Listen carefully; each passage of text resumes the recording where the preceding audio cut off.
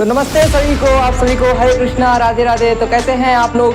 तो आज हम लोग आ चुके हैं अपने एक नए टॉपिक की तरफ जिसका नाम है mass and weight. Gravitation chapter का ये छोटा सा टॉपिक है जिसको मास और वेट में हम देखेंगे कि इन दोनों में अंतर क्या होता है, ये दोनों अलग हैं कि सेम है। बहुत लोगों को लगता है कि मास और वेट सेम नहीं होते हैं, एक ही होते हैं। मतलब कहने का मतलब सही सेम था। तो मास और वेट क्या होते हैं, डिफरेंट होते हैं कि सेम होते हैं, इसके बारे में हम लोग जानेंगे।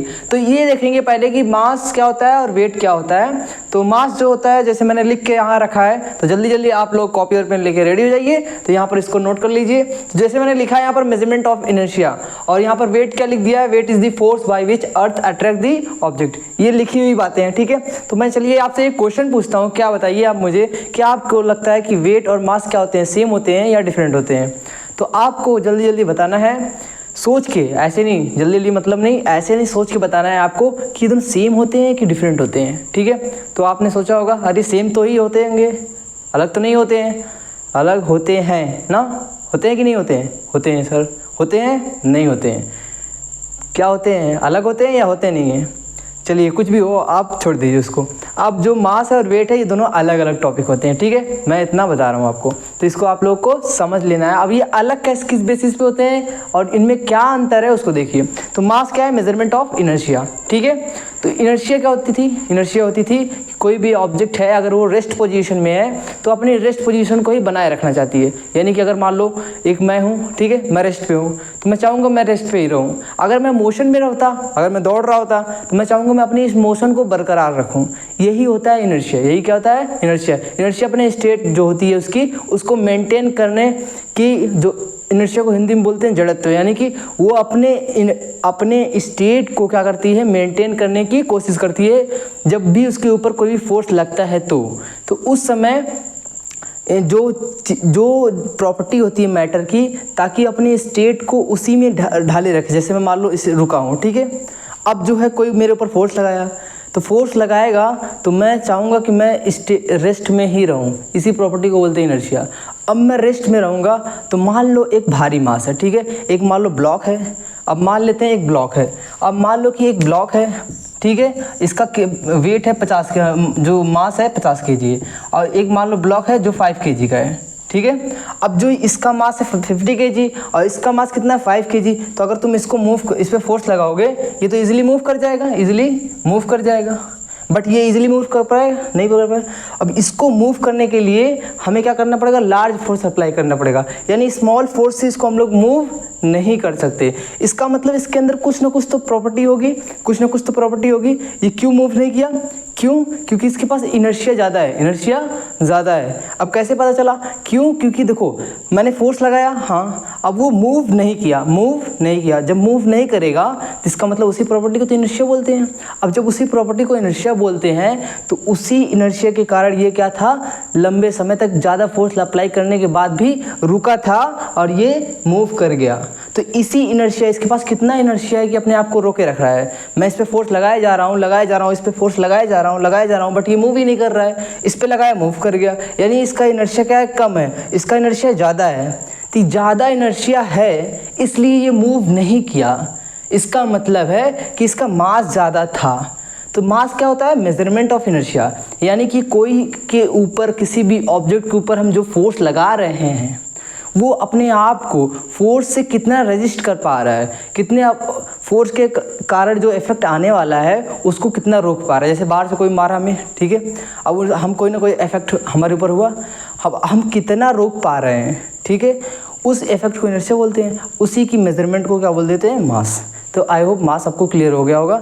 तो ये मास तो हमने कुछ ज़्यादा ही सीख लिया, ठीक है। इसके बारे में थोड़ा सिंपल में बताऊं तो मास क्या होता है, मैटर जो होता है, क्वांटिटी ऑफ मैटर जो होते हैं ना, उसी को मास बोलते हैं। यानी कि आपके बॉडी के अंदर जो भी चीज़ें भरी पड़ी है ना, क्वांटिटी जितनी भरी पड़ी है उसी को क्या बोल देते हैं, मास बोल देते हैं, ठीक है। तो अब देखते हैं वेट क्या होता है, ठीक है।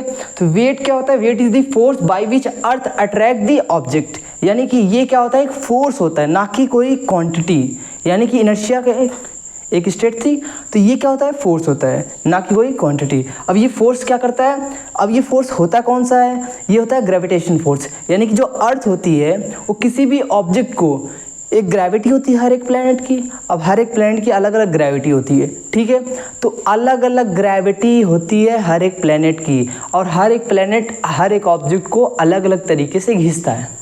अलग अलग तरीके से घिसता है मतलब सबकी ग्रेविटी अलग अलग। हाँ, तो अर्थ घिसता किस फोर्स से है? ग्रेविटेशनल फोर्स से। तो जो ग्रेविटेशनल फोर्स होता है, फोर्स के कारण एक्सीलरेशन होता है ना, तो ग्रेविटी ड्यू टू एक्सीलरेशन जो हमने पढ़ा था, उसी ग्रेविटी ड्यू टू एक्सीलरेशन से हमारी अर्थ हमको क्या करती है?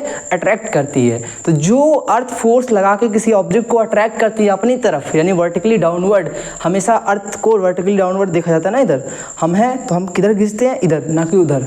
ऊपर नहीं जाते हैं, हमने हमेशा नीचे जाते हैं। यानी वर्टिकली डाउनवर्ड जो अर्थ फोर्स हम पे लगाती है, किस पे? हम पे यानी कि सिर्फ हम ही पे नहीं, जितनी भी ऑब्जेक्ट हैं सभी पे जो फोर्स अर्थ अप्लाई करती है, किस पोजीशन में? जब भी कोई ऑब्जेक्ट अर्थ पे है, ठीक है, उस समय अर्थ जिस ग्रेविटी से उसको खींच रही है, किसको? ऑब्जेक्ट को। कौन सी ऑब्जेक्ट? सभी ऑब्जेक्ट को। वो ऑब्जेक्ट कितनी स्पीड से, यानी किस ग्रेविटी के कारण, किस ग्रेविटी की स्पीड से अर्थ उसको खींच रही है, उसी को वेट बोल देते हैं। सर कुछ ज़्यादा एक्सप्लेनेशन नहीं हो गया? ठीक है, थोड़ा सिंपल बता देता हूँ। तो इतना समझो कि एक ग्रेविटेशनल फोर्स होता है जो कि अर्थ हम पे लगाती है, जिस फोर्स से वो हमको खींचती है, बस। यानी कि अर्थ ने क्या लगाया? अर्थ ग्रेविटेशनल फोर्स लगाती है सर, ये तो पता ही है हमको। अब अर्थ ग्रेविटेशनल फोर्स लगाती है तो अर्थ हमें क्या कर रही है? खींच रही है, ठीक है। तो जितना वो बल लगा के हमें खींच रही है उसी को क्या बोल देंगे? वेट।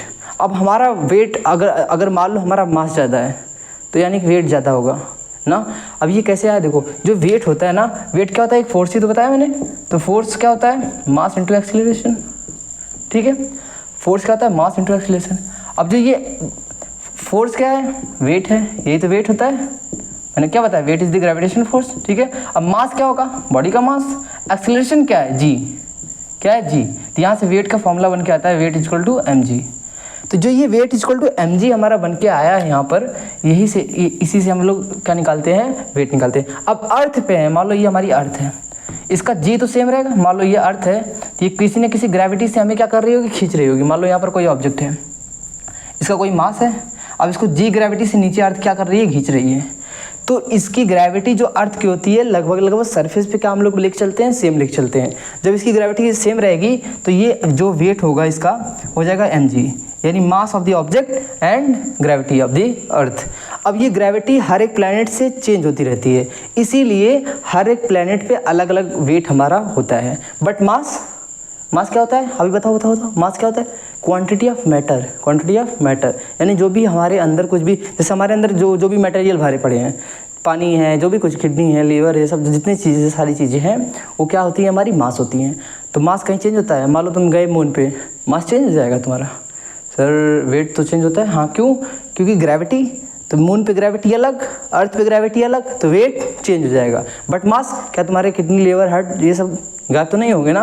अरे भाई बोलो हाँ या ना? गायब हो जाएंगे? नहीं, गायब नहीं होंगे। जब गायब नहीं होंगे तो फिर तुम्हारा वेट तो बदल रहा है बट मास चेंज नहीं हो रहा है। कहाँ पर? किसी भी जगह, यानी कि एनीवेयर मास क्या रहेगा? कांस्टेंट रहेगा। मास क्या रहेगा? कांस्टेंट, मतलब मास चेंज नहीं होगा। ये क्या रहेगा? कांस्टेंट। इसलिए मास हमारा क्या रहेगा?